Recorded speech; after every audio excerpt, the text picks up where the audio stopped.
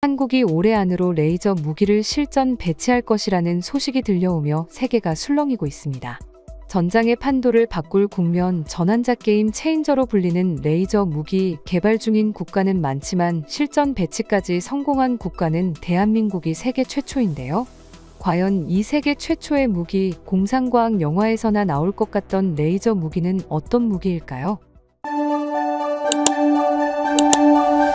한국이 레이저 무기, 통칭 블록원을 개발한 계기는 바로 북한이었습니다. 북한은 오래전부터 무인기를 한국 영공에 침투시키며 도발을 이어왔지요. 2013년에는 추락한 무인기의 잔해를 뒤늦게 발견하였고 2017년, 2022년에도 북한은 무인기를 통해 한국의 영공을 침범하며 도발하였습니다. 특히 2022년에 우리 군의 대응에는 다소 아쉬운 점이 있었지요. 아무래도 무인기는 기존 항공기나 미사일에 비해 너무 작고 은밀하여 기존 탐지 체계나 방공망으로는 잡아내기 어려운 게 사실입니다. 하지만 우리 군은 과거의 실수를 잊지 않고 즉시 새롭게 바뀐 전장의 판도를 대비하여 무기 개발에 착수하였습니다. 그리하여 마침내 실전 테스트까지 완료, 마침내 세계 최초라는 자랑스러운 칭호를 거머쥐며 레이저 무기의 실전 배치를 앞두고 있습니다. 이 레이저 무기 블록원은 소위 국면 전환자라는 게임 체인저라는 명성에 걸맞은 차원이 다른 성능의 신무기입니다. 20kW라는 고출력으로 10여 킬로미터 떨어진 까치 크기의 작은 드론까지도 정확히 탐지했으며 수 킬로미터 거리 밖에서도 요격에 성공해냈습니다. 이는 실로 대단한 수준의 기술입니다. 현 세계 최고의 방공망을 꼽으라면 단연 손꼽히는 것은 이스라엘의 아이언돔인데요. 최근 이란의 무차별적 공습과 미사일을 완벽히 막아낸 것으로도 명성이 드높습니다. 하지만 미사일 한 발달발당 비용이 약 7천만 원에 달해 이란의 공습을 하루 막아내는데 무려 1조 8천억 원에 이르는 천문학적 비용은 어찌할 수 없는 커다란 단점이지요. 그래서 이스라엘은 미래 전장을 대비하기 위해 아이언빔이라는 레이저 대공 무기 개발에 착수해왔습니다. 하지만 아이언빔은 출력은 뛰어나지만 유효사 거리는 고작 2km 미만 수준으로 추정되는 데 반해 한국의 블록원은 같은 출력에도 사거리는 2배 이상으로 훨씬 우월하면서 이미 실제 표적을 맞추는 실전 테스트까지 끝마쳤습니다. 다른 나라들은 아직 개발 중인데 반해 훨씬 앞서간 셈입니다. 한화에서 개발한 블록원은 이미 작년 4월 국방과학연구소 ADD의 시험장에서 시험평가를 진행하였고 국방부로부터 전투용 적합 판정을 받았습니다. 3km가량 떨어진 30개나 되는 목표에 발사했는데 놀랍게도 무려 100%라는 압도적인 명중률을 보여준 것입니다. 그렇다면 가격은 어떨까요? 현존 최강의 방공망이지만 한 발달 무려 7천만 원에 달해 돈이 줄줄 새는 아이언돔에 비교할 때 한국의 블록원은 과연 경제적일까요? 놀랍게도 블록원은 성능만 뛰어난 것이 아니라 압도적인 수준의 경제성을 자랑합니다. 한 발당 고작해야 2,000원. 단돈 2,000원밖에 안 되는 값싼데 강력하기까지 한 그야말로 꿈의 무기입니다. 이는 개발 중인 다른 레이저 무기와 비교해도 세계 최저 수준의 효율적인 가격이지요.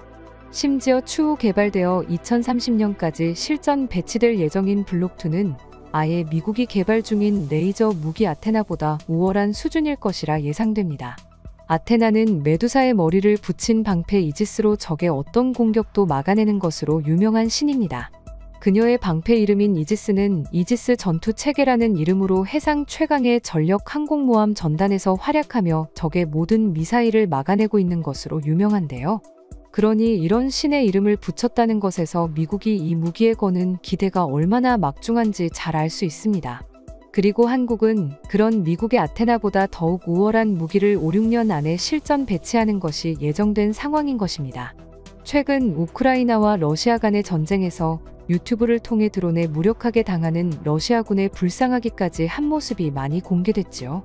넓은 하늘의 색깔도 하얗거나 회색이라 잘 보이지도 않는 드론이 빠르게 다가와 폭탄만 던지고 도망치면 보병은 무력하게 학살당하고 탱크나 장갑차조차 시뻘건 화염에 불타 병사들은 도망치기 바쁜 모습은 세계의 많은 이들을 충격에 빠뜨렸습니다.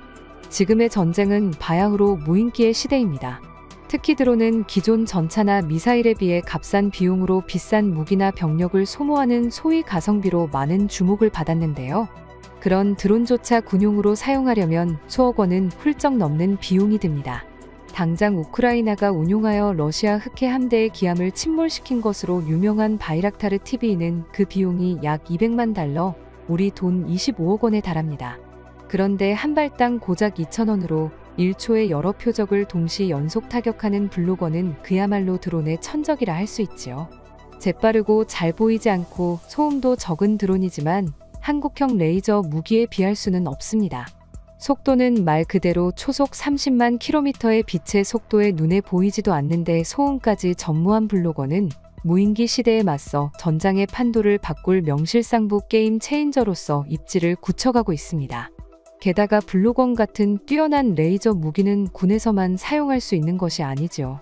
레이저라는 특성상 공항, 항만, 발전소 등 국가 주요 시설에 대한 테러 위협이 높아지는 요즘, 블록원은 세계 최초로서 K방산에도 크게 기여할 것으로 기대되고 있습니다.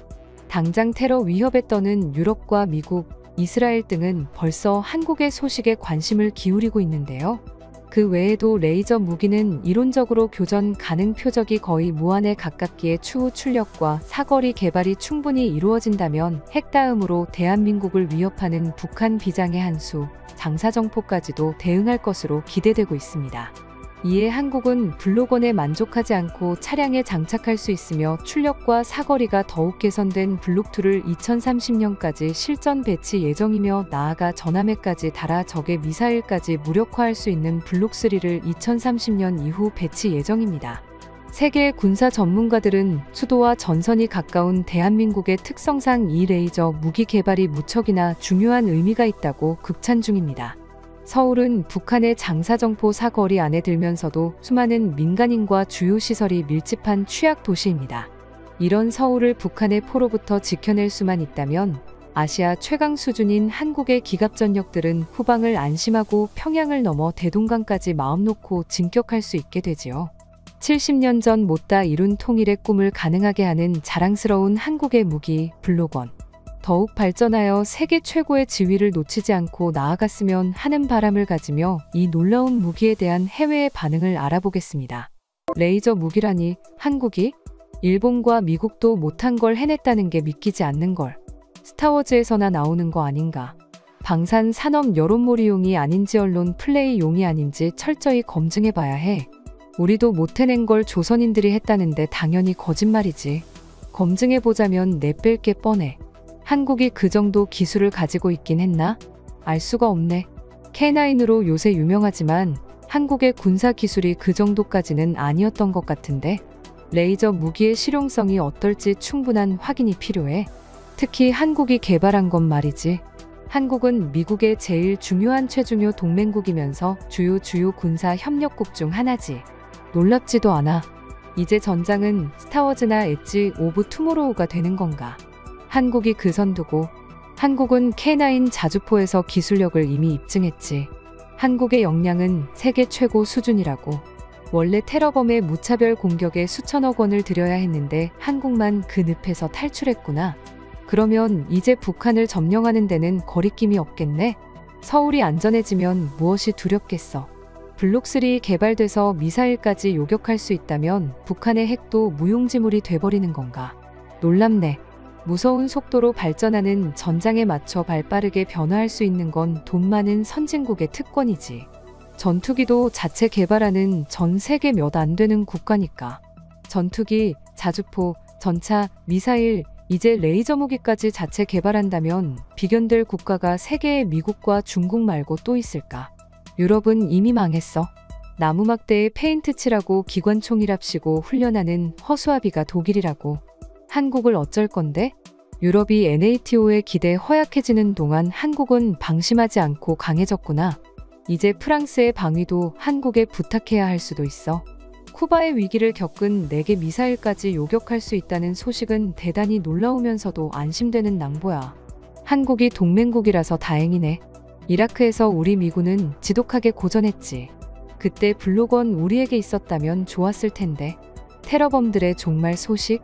신이 아직 미국을 저버리지 않았다는 증거 트럼프 그리고 한국. 평화를 주장하면서 군을 비난하는 반역자들이 난무하는 시대에 오직 한국만이 옳은 길을 가고 있다. 팔레스타인 테러범들은 오늘을 종말의 날로 기억하겠어. 영국군 훈련하는 걸 보니 돈 없어서 어디 음식물 쓰레기통에서 나온 것 같은 밥을 먹으며 훈련하던데 저기서는 레이저를 쓰네. 우리는 진흙을 구를 때 한국은 멀리서 레이저를 쓰는구나. 같은 시대 맞아? 나는 이제 늙고 살 날이 얼마 안 남았지만 드레스덴의 폭격은 잊을 수 없지. 한국은 드레스덴의 악몽을 겪지 않을 테니 참 부러워. 난 국경하고 고작 100km밖에 떨어지지 않은 곳에 사는데 코앞까지 쳐들어온 러시아를 막기 위해 한국을 불러야 한다고 봐. 프랑스 머저리들이 페미니즘, 환경, 평화를 얘기하며 군인을 욕함. 한국 헛소리는 싹 다 무시하고 레이저 무기 씀. 유럽이 평화라는 바보들의 행진을 이어갈 때 한국은 평화를 위하면 전쟁을 준비하라는 현명한 길을 택하고 있었네.